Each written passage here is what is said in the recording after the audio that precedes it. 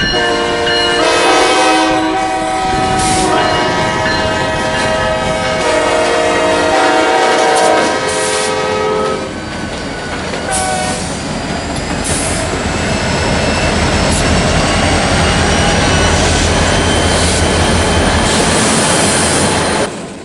there, my friends, and welcome back to another episode of Train Terms Talk Show. It's been a little while since I have done one.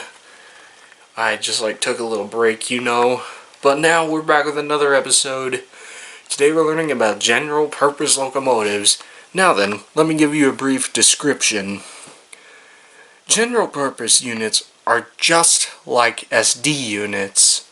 However, though, there's not as many general purpose unit types as SD types. Now then, some of them can look identical. One main difference is that all GP locomotives have 4 axles and all SD units have 6 axles. This is a general purpose unit right here. As you can see, there are 4 axles on this Missouri Pacific unit right here. It's like a smaller version. It's like a smaller version of an SD40 if you think about it. And there's less axles in the front right there too. If you want to find these general purpose locomotives, they can more than likely be seen on locals or industrial park locals, and sometimes they can be found on long manifests, like getting transferred to another yard or something like that. That can happen on occasional times. Now, general purpose locomotives, these guys are not hard to find. Now, they are pretty easy to find. It's probably easier to find SD units, but the easiest kind out there is General Electric, unfortunately. But EMD always rules. So anyway, now I must say, there are a lot of GP units as well. So that's a short version of it. They can also be called Jeeps. It's not spelled with the J though, it's spelled with the G, as you saw earlier in the intro. Now there can be a lot, so this video could possibly be put into 2 parts. Maybe, I don't know. I'll have to see what to do. So this could be a part 1, or as a matter of fact it could just be one video, but hope you all enjoy, and anyway, let's get started. Okay, so let's take a look at our first locomotive right here. This is the first ever general purpose locomotive type. This unit here is called the EMD GP7. As you all know, the GP meaning general purpose, and then the 7 is the model series number. A total of 2,729 units were produced and 5 B units. Now, a B unit is similar to a high hood. However, though, there is no cab either. B units and high hoods are different. Now if you see like a B unit of a GP7, that would just simply be called GP7B. Then later on in 1954, this locomotive succeeded the GP7. Not very much physical difference, but if you take a look at the windows in each of the locomotives, you will notice it. This locomotive right here is called the EMD GP9. A total of 4,112 units were produced and 165 B units were produced as well. Another variant of the GP9 is also the EMD GP9RM. It looks exactly the same as a GP9, but as a matter of fact, a rebuild of the GP9 that came out a few years later. The GP9 general purpose, 9 the model series, and then R meaning rebuilt, and the M modernized. And now here's another type of locomotive. Kind of reminds you of a GP38. Well, we'll get to that later. This one actually has a tunnel motor. So, what the heck is it called? Well, it's not a GP15T, but a GP15T does exist, and we'll get to that later too. This is actually a GP15-1, built from 1976 to 1982 and only 310 produced. And then the -1, just kind of like your own dash number, dash model number. Yeah, well, let's just put it that way. During the same year of 1982, another variant of the GP15-1 was made. Looks exactly like a GP15-1. That's because there's no physical difference. It's another one of those locomotives that has a difference only on the inside. And the only difference is the traction. The GP15-1 is equipped with DC traction, when this locomotive is equipped with AC traction, and it's called the GP15 AC, and it has alternating current traction, hence is what the AC stands for. And this is another GP15 unit right here. Looks exactly like the others, eh? Well, there's probably some small physical differences, but good luck finding them. But this is a totally different locomotive. This is called the EMD GP15T. And as I said earlier, this locomotive has a tunnel motor, which hence is what the T stands for. That one was easy. And now finally, the last GP15 locomotive. This type of GP15 unit, I believe it's a rebuild. Don't quote me on that. It might not be, but I thought I heard one day that it was. But I believe Union Pacific is the only railway that owns this type of locomotive. Now it'll say UPY on the side if you notice right there. Well, the Y means yard. So to me, this unit kind of like a yard job locomotive. But this locomotive here is called the GP15N. The N standing for UP's NEX-SYS system. Don't know what that means.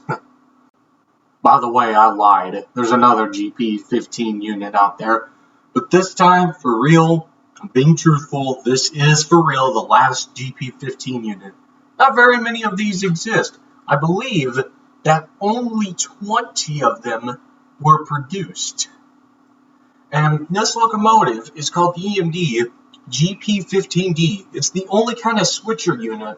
Yes, it is a general purpose unit. It looks a little weird too. But this was made only specifically for the CIT group. You know, CITX, CEFX, CBFX. I'm not sure about CBFX. But now the D means that there is a dual engine. Alright, finally moving on. This locomotive kind of reminds you of the old GP9 units. Well, this is not a GP9. As a matter of fact, this locomotive here is an EMD GP20 locomotive.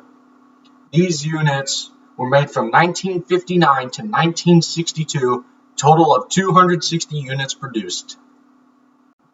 And now, here is this locomotive here. Take a wild guess at what it is. No, it's not the GP38. As a matter of fact, it's the GP28.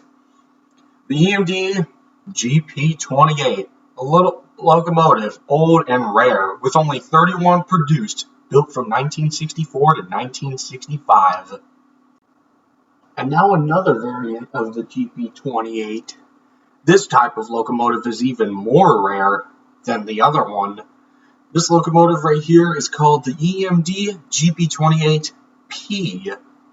Now the P means that it is a power slug unit.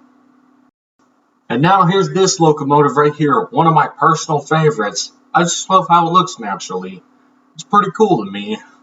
This name here is a little more common. It's one of the more common names. This is an EMD GP30. This locomotive here was built from 1961 to 1963. 908 total were produced and 40 B units were produced. Here's another unit. This right here is another common name that probably most of the Smart Rail fans know. This locomotive here is called the EMD GP35, built from 1963 to 1966, with 1,334 units being produced in total. No B units. However, though, there is a variant of the GP35, this unit right here, that ATSF also had. It does look exactly like a GP35. There's probably small physical differences in this one too, This is called an EMD GP35U, and this time the U is lowercased, just like the E in SD70 ACE. The GP is general purpose, 35 is your model series, the U is Ultra Cab 2 cab signals, just like what the U means in SD70 ACU.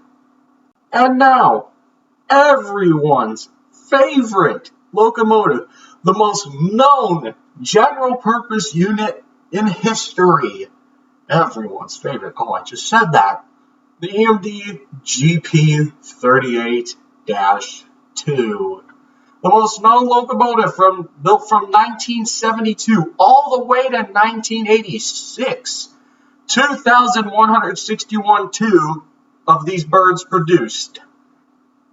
Here is a former UP unit owned by LLPX. This is the GP38-2.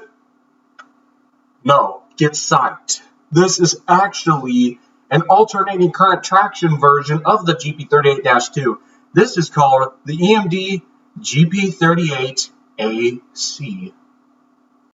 Here is another GP38 unit right here. Looks very similar to a GP38-2. I do believe there are small physical differences in it. Not much is known about this locomotive. It's rare. I think only Union Pacific owns it. It's called an EMD GP38-2L. It was built in the 70s as well, not sure on the exact year. Not very many produced here, so now I'll tell you what that L is. This locomotive here is lighter than other units. It is lightweight, hensing what the L means in GP38-2L. Here's another variant of the EMD GP38-2. Do you notice something? Look at the cab, though. The cab, it's like wide.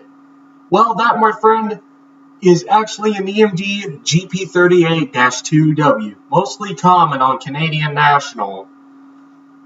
The W stands for wide cab. Well, my friends, we still have more locomotives to go, but that is it for today. For part 1 of General Purpose Locomotives, part 2 will be our next episode of Train Terms Talk Show. And then after that, the liveries of Union Pacific and Heritage units. Maybe. Who knows what's going to happen then. So we'll get to the EMD GP39 locomotives, and then from there on. Thank you all for watching. Consider subscribing, and be sure to stay tuned for part 2.